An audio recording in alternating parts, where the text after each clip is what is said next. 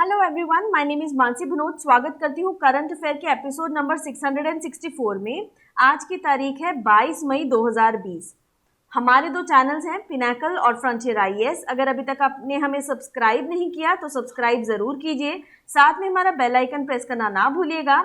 हमारी दो वेबसाइट्स हैं ssccglpinacle.com और baljeetdhaka.com। तो दोनों वेबसाइट्स को विजिट जरूर कीजिएगा। हमारे हर करंट अफेयर के एंड में क्विज डिस्कस किया जाता है, उसके आंसर जरूर दीजिएगा। ये एपिसोड जो है रोज सुबह 4 बजे लाइव हो जाता है, तो आप उसको देख सकते हैं। चलिए बात करते हैं प्रीवियस क्विज के क्वेश्चंस की। क्वेश्चन नंबर 1, भारत में आतंकवाद विरोधी दिवस किस पूर्व प्रधानमंत्री की पुण्यतिथि के रूप में मनाया जाता है? तो इसका सही उत्तर है राजीव गांधी। अगला प्रश्न जो आपसे पूछा गया था, NABARD national bank for agriculture and rural development का नया चेयरमैन किसे नियुक्त किया गया है? तो इसका सही उत्तर है गोविंद राजुलू चिंतला। तो ये इसका सही आंसर है। अब चलिए बात करते हैं आज के पहले प्रश्न की। विश्व स्वास्थ्य संगठन WHO के कार्यकारी बोर्ड का अध्यक्ष कौन होगा? तो इसका सही उत्तर है डॉक्टर हर्षवर्धन। बी इसका सही आंसर है। यहाँ आप इनकी तस्वीर देख सकते हैं। WHO के कार्यकारी बोर्ड के अध्यक्ष के रूप में इनको चुना गया है। 22 मई को पदभार इन्होंने ये ग्रहण किया है। डॉक्टर हर्षवर्धन WHO के कार्यकारी बोर्ड के मौजूदा अध्यक्ष जापान के डॉक्टर हिरोकी नाकातानी का स्थान लेंगे। विश्व स्वास्थ्य संगठन अंतर्राष्ट्रीय सार्वजनिक स्वास्थ्य के प्रति जिम्मेदार संयुक्त राष्ट्र की विशिष्ट संस्था है। WHO के कार्यकारी बोर्ड का मुख्य कार्य विश्व स्वास्थ्य सभा की नीतियों को प्रभावी बनाने हेतु सलाह देना और सभा के कार्य को सुविधाजनक बनाना है।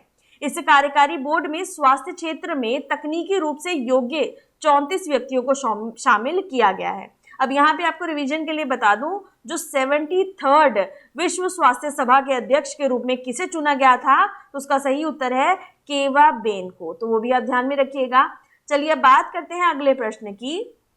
प्रश्न नंबर 2, प्रधानमंत्री वय वंदना योजना को कब तक बढ़ा दिया गया है? तो इस योजना को 31 मार्च 2023 तक के लिए बढ़ा दिया गया है। यहाँ आप ये योजना देख सकते हैं।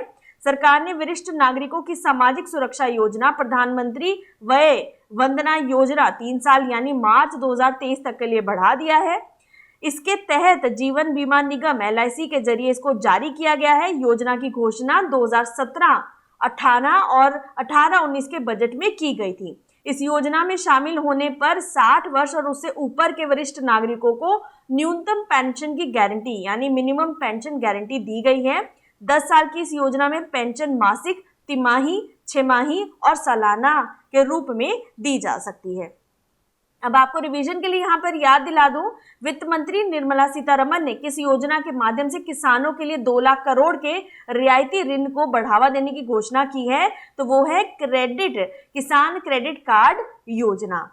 चलिए अब बात करते हैं अगले प्रश्न की। प्रश्न नंबर 3, मोकेत्सी मोहोरो ने किस देश के नए प्रधानमंत्री के रूप में शपथ ली है? तो उन्होंने लेसोथो के प्रधानमंत्री के रूप में शपथ ली है। यहाँ आप तस्वीर में देख सकते हैं।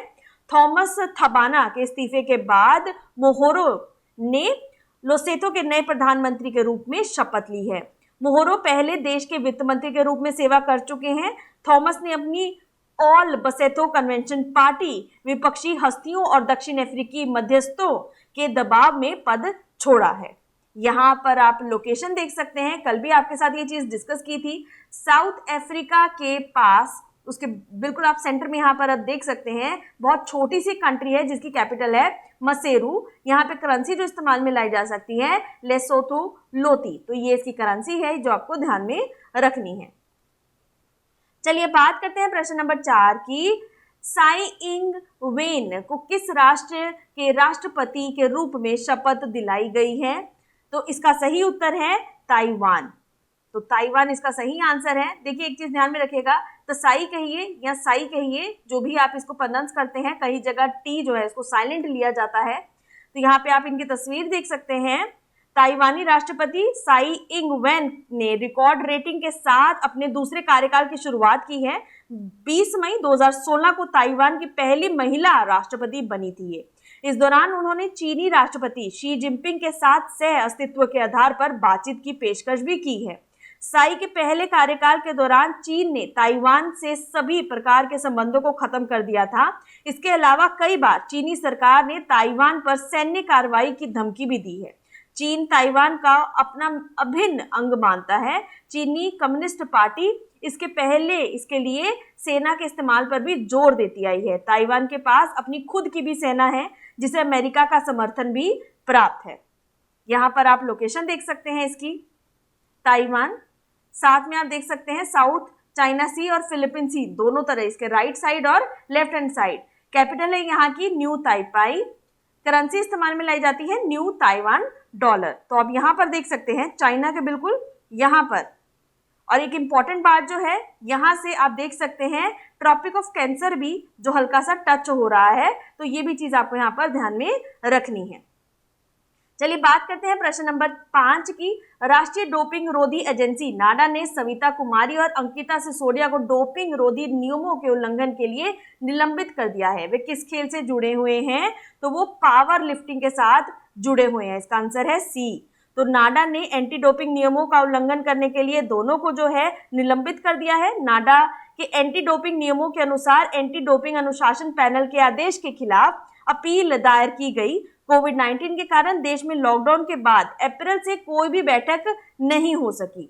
गृह मंत्रालय द्वारा खेल परिसरों और स्टेडियमों को खेलने की अनुमति दिए जाने के बाद नमूना संग्रह और परीक्षण के लिए नाडा कमर कस रहा है। अब यहाँ पे आपको रिवीजन के लिए याद दिला दूं, अखिल कुमार को राष्ट्रीय डोपिंग रोधी एजेंसी के अनुशासन पैनल ने भी फिर से शामिल किया गया और वो भी बॉक्सिंग से जुड़े हुए थे, तो ये भी ध्यान में रखिएगा। चलिए बात करते हैं अगले प्रश्न की। प्रश्न नंबर 6, केंद्र ने ओडिशा में किस मंदिर को 100% सौर ऊर्जा से जगमग करने की योजना शुरू की है? तो ये मंदिर है कोणार्क सूर्य मंदिर। डी जो है इसका सही आंसर है। यहाँ आप इसकी तस्वीर देख सकते हैं। नवीन एवं नवीनीकरणीय ऊर्जा मंत्रालय ने ओडिशा के कोणार्क सूर्य मंदिर और कोणार्क शहर को पूरी तरह से सौर ऊर्जा से जगमग करने की योजना शुरू की है। योजना के तहत 10 मेगावाट ग्रिड से जुड़ी सौर परियोजना और सौर वृक्ष, सौर पेयजल कियोस्क जैसे विविध उपयोगों में ग्रिड इसे इतर सौर ऊर्जा का उपयोग किया जाएगा। कोणार्क सूर्य मंदिर और कोणार्क शहर को सौर ऊर्जा से जगमग करने की योजना MNRE द्वारा ली गई है। इस योजना के लिए 100% वित्तीय सहायता केंद्र सरकार देगी। मंत्रालय के इसके लिए करीब 25 करोड़ रुपए का योगदान देगा। इस योजना का जो ओडिशा की अगर बात की जाए तो नवीनीकरण ऊर्जा विकास एजेंसी द्वारा सारा कार्य किया जाएगा। यहाँ पे आपको एडिशनल इंफॉर्मेशन के लिए बता दूं, पश्चिम बंगाल में 190 किलोमीटर प्रति घंटे की रफ्तार से आने वाले चक्रवात विकराल चक्रवात, जिसको सुपर साइक्लोन कहा जा रहा है, अम्फान के कारण भारी तबाही हुई है।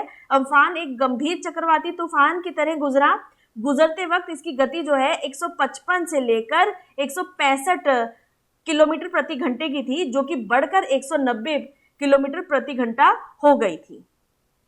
अब चलिए यहाँ पर आप लोकेशन देख सकते हैं ओडिशा की। वर्ल्ड हेरिटेज साइट की बात की जाए तो सन टेम्पल कोणार्क, डैम्स में बात की जाए तो हीराकुंड डैम महानदी रिवर के ऊपर, इंद्रावती डैम इंद्रावती रिवर के ऊपर, national parks Bhitarkanika national park और सिम्पलीपाल नेशनल पार्क। फेमस लेक है यहाँ की छिलिका लेक। कैपिटल है यहाँ की भुवनेश्वर। गवर्नर है गणेशी लाल। चीफ मिनिस्टर हैं यहाँ के नवीन पटनायक। प्रश्न नंबर 7, किस राज्य ने हाल ही में किसानों के कल्याण के लिए मी अन्नपूर्णा कार्यक्रम शुरू किया है? तो ये प्रोग्राम शुरू किया गया है महाराष्ट्र के द्वारा। ए इसका सही आंसर है। यहाँ पे आप तस्वीर में देख सकते हैं महाराष्ट्र की लोकेशन। वर्ल्ड हेरिटेज साइट की बात की जाए Ajanta Ellora, Elephanta caves, Victorian Gothic and art deco ensembles Mumbai. National park Sanjay Gandhi national park, Gugamal national park, Tadoba national park. Capital है यहाँ की मुंबई। गवर्नर है भगत सिंह कोश्यारी और सीएम है यहाँ के उद्धव ठाकरे। अब यहाँ पे आपको बता दूं, महाराष्ट्र में किसानों और भूमि पत्रों के लिए कल्याण के लिए एक समावेशी कार्यक्रम मी अन्नपूर्णा शुरू किया गया है। मी अन्नपूर्णा योजना आजीविका और व्यापक जुड़ाव के 3 महत्वपूर्ण पहलुओं को एकत्रित करेगी। यह बीमा company integrated risk insurance brokers limited यानी IRIBL के द्वारा शुरू किया गया है। यह एक कॉरपोरेट सामाजिक जिम्मेदारी के रूप में संगठन की प्रतिबद्धता का एक हिस्सा है। संशोधित प्रधानमंत्री आवास बीमा योजना के दिशा निर्देशों पर निविदा जारी की गई है। IRIBL 2004 से एक IRDA लाइसेंस प्राप्त बीमा मध्यस्थ है। अब यहाँ पे आपको रिवीजन के लिए याद दिला दूं, हाल ही में किस राज्य ने भारत की पहली कोविड-19 टेस्ट बस शुरू की है, तो वो भी महाराष्ट्र में ही शुरू की गई है। चलिए बात करते हैं प्रश्न नंबर 8 की। भारत ने किस देश के साथ आमद बंदरगाह पोर्ट ऑफ कॉल के संचालन के लिए एक समझौते पर हस्ताक्षर किया है, तो ये बांग्लादेश के साथ मिलकर किया गया है। यहाँ पर आप लोकेशन ये देख सकते हैं इनको साइन करते हुए। बांग्लादेश की कैपिटल ढाका, करेंसी इस्तेमाल में लाई जाती है बांग्लादेशी टका।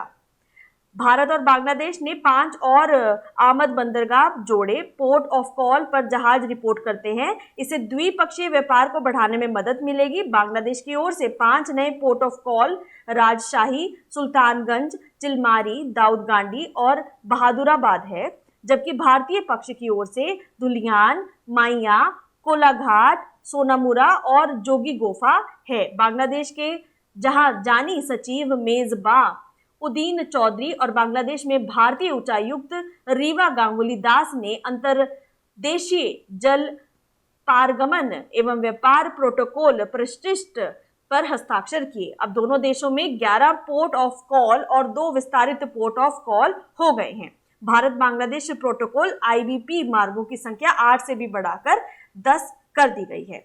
चलिए बात करते हैं अगले प्रश्न की। प्रश्न नंबर 9, किस राज्य ने युवाओं को उद्यमिता के लिए प्रोत्साहित करने के लिए स्टार्टअप फंड शुरू किया है, तो ये फंड शुरू किया गया है उत्तर प्रदेश के द्वारा। उत्तर प्रदेश सरकार ने राज्य के युवाओं को उद्यमिता के लिए प्रोत्साहित करने के लिए उत्तर प्रदेश स्टार्टअप फंड की शुरुआत की है, जिसके तहत मुख्यमंत्री योगी आदित्यनाथ ने लखनऊ में एक समारोह में भारतीय लघु उद्योग विकास बैंक यानी सिडबी को 15 करोड़ रुपए की पहली किस्त सौंपी है। यह फंड राज्य में रोजगार सृजन की संभावनाओं को और मजबूत करेगा। स्टार्टअप्स युवाओं की ऊर्जा और प्रतिभा का लाभ पूरे देश को राज्य के माध्यम से प्रदान करेगा। अब यहाँ पे आपको रिवीजन के लिए याद दिला दूं, सिडबी CMD जो है, इसके CMD हैं मोहम्मद मुस्तफा, तो वो आपको ध्यान में रखना है। अब यहाँ पर आप देख सकते हैं, यहाँ पे वर्ल्ड हेरिटेज साइट जो है वो है ताजमहल। फेमस डैम जो है that is Rihand dam, Rihand river के ऊपर। नेशनल पार्क्स की बात करें तो Dudhwa national park, tiger reserve में अमनगढ़ टाइगर रिजर्व और पीलीभीत टाइगर रिजर्व। कैपिटल है यहाँ की लखनऊ, गवर्नर है आनंदीबेन पटेल, CM है योगी आदित्यनाथ। चलिए बात करते हैं प्रश्न नंबर 10 की। किस राज्य केंद्र शासित प्रदेश ने हाल ही में सुकून कोविड-19 बीट द स्ट्रेस नामक पहल एक शुरू की है, तो ये पहल शुरू की गई है जम्मू कश्मीर के द्वारा।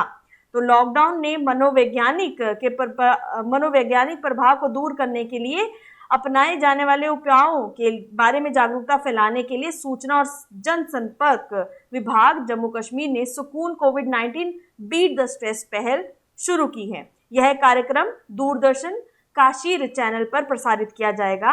इसके दौरान मनोचिकित्सक, प्रख्यात चिकित्सक और वैज्ञानिक मनोचिकित्सक स्वास्थ्य पर अपने ज्ञान को साझा करेंगे। इसका उद्देश्य यह सुनिश्चित करना है कि लोग मानसिक रूप से भी फिट रहे और कोविड-19 से संबंधित भय का सामना कर सकें। अब चलिए बात करते हैं समरी कीवर्ड्स 22 मई 2020 की। चेयरमैन WHO के एग्जीक्यूटिव बोर्ड के जिनको चुना गया है उनका नाम है डॉक्टर हर्षवर्धन। प्रधानमंत्री व्यय वंदना योजना के तहत इसको जो है 31 मार्च 2023 तक के लिए बढ़ा दिया गया है। मुकेत्सी मोजेरो नए प्रधानमंत्री बने हैं लोसेथु के, जो कि साउथ अफ्रीका के नजदीक एक छोटा सा देश है।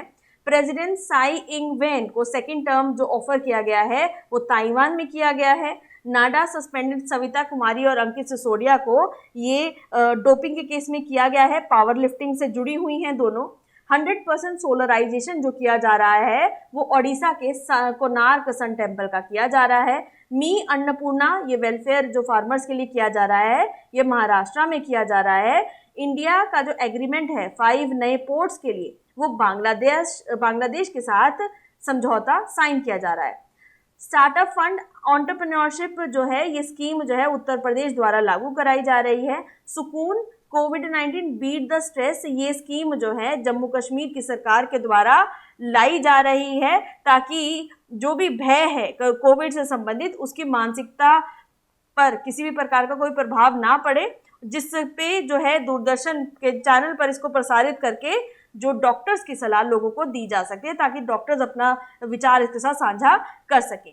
अब चलिए बात करते हैं क्विज फॉर द डे की। पहला प्रश्न, किस राज्य ने हाल ही में किसानों के कल्याण के लिए मी अन्नपूर्णा कार्यक्रम शुरू किया है? दूसरा प्रश्न क्विज के लिए, प्रधानमंत्री व्यय वंदना योजना को कब तक के लिए बढ़ा दिया गया है? अगर अभी तक आपने हमें सब्सक्राइब नहीं किया तो सब्सक्राइब जरूर कीजिए। दोनों क्वेश्चंस के आंसर आप कमेंट सेक्शन में लिखकर बता सकते हैं। प्लीज जितना हो सके तो हम शेयर जरूर कीजिए ताकि मैक्सिमम रीच जो है इसकी बढ़ाई जा सके। साथ ही साथ बेल आइकन ना प्रेस करना भूलिएगा ताकि हमारे लेटेस्ट अपडेट्स आप तक पहुंचते रहें। Thank you so very much. Stay safe, stay home.